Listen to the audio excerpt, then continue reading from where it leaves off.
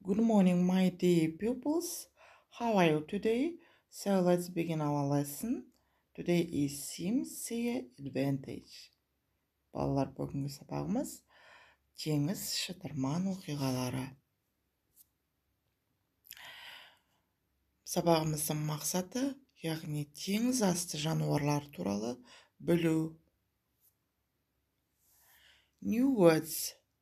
Repeat after me. Octopus. Сегіз аяқ. Shark. Акула. Dolphin. Дельфин. Seal. Итбалық. Starfish. Теңіз жұлдызы. Crab. Теңіз шаяны. Turtle. Тасбақа. Jellyfish. Медуза. Whale. Kit. Look at these pictures and words. Starfish. Turtle. Jellyfish. Octopus. Crab. Seal. Dolphin. Whale. Shark. Балалар, бүгінгі жаңа сабағымыздың жаңа сөздерімен таныс болдық. Яғни, сіздерге қандай жануарлар қалай айтылатын туралы айтып бердім. Енді сіздер Task number 1.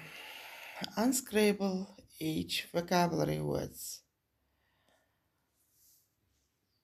Сіздерге бірінші тапсырма әріптердің орны ауыстырылып кеткен. Сол әріптердің орнын дұрыс қойып, қандай теңіз жануарлары туралы айтып тұрғанын жазасыз.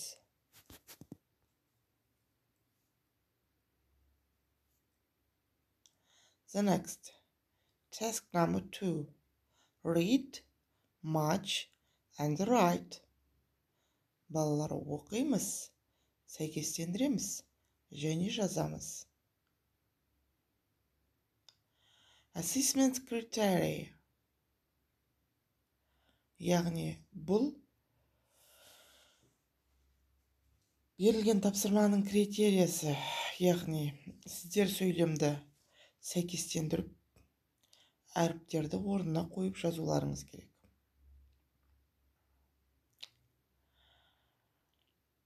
It's octopus. It's a shark. It's a dolphin.